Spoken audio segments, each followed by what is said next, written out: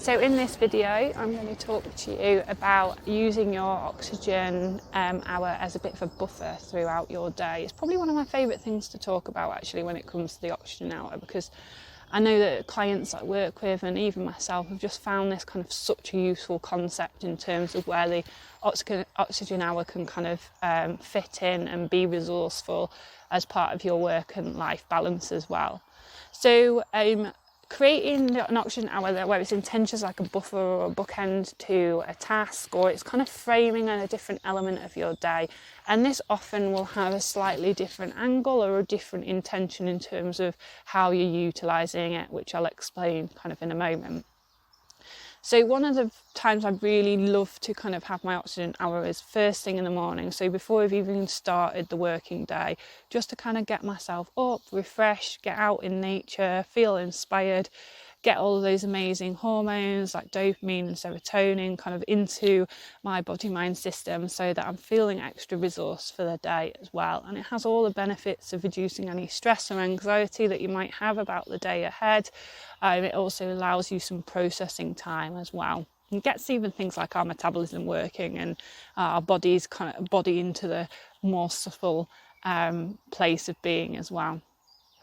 Another one of my favourites is to pop the oxygen hour as sort of a really conscious hour at the end of the day. Now, for me, these are often happening daily, but for you, your oxygen hour might really just be about starting out once a month or a couple of times a week as well. So I really like to put the oxygen hour at the end of the day. I kind of switch off, I maybe data dump some stuff to do with my to-do list, and then I go out into kind of nature or the outdoors. I'll intentionally spend a little bit of that time kind of just allowing all my thoughts and processes, ideas, everything to kind of generate through. And then I'll consciously switch into another state of being. That might be that I go into pause, or I might go into play and creativity, kind of get a bit silly, climbing trees safely, exploring, noticing new things. And then kind of just getting into that relaxed state so that I'm beginning to get into what often is the evening, and kind of into life stuff really. So it just acts as a really lovely transition. Now, I'll often, make sure that the oxygen hour is for myself, but again, this is about fitting it into your work and life. So maybe sometimes that's about incorporating your whole family or even your colleagues into the oxygen hour, so there's that buffer at the end of the day where you begin to just kind of transition from that working day into home life as well. Particularly useful if you're working from home, just to be able to have that create that transition, that switch in your brain that allows you to know that it's now time to kind of rest and recuperate and be in life stuff rather than work stuff. Another time that I'll use this is kind of a buffer through the day. So maybe I've worked on a particularly focusing or tasking task. Maybe I've had to write a proposal, or I've just had a busy week and I'm thinking, do you know what? What's going to be most energising for me and most resourceful for me is just to take a break outside. Ideally, I'll try and aim this over lunchtime, so I might even take a little picnic with myself just to go for that hour's break. That might be an extended lunch for some of you, so giving yourself permission to kind of do that. And noticing how you feel before, and then noticing how you feel afterwards. And the amount of times, the only time I find this really difficult to get back into the zone of things is when the sun is really, really shining, and maybe I've treated myself to an ice cream when I'm out. But most of the time, this is actually a really good way of kind of just breaking off one task and starting into a new task as well. It takes a lot of energy to be focused in business, and so being able to give yourself that time and space just to recoup some energy and some rest, and maybe even inspire yourself for the next task as well. One of the things that I would say about this, using the oxygen hour kind of through the day as well, is don't forget to celebrate the tasks that you've just kind of finished. If that's how you're using it as a kind of task completer, kind of in a reset. So often in business we just kind of crack on, go on to the next thing. We don't go like, actually I did that really well, or that used a lot of brain power. So I'll often kind of give myself a little bit of a pat on the back as I'm going out into my oxygen hour in the day as well.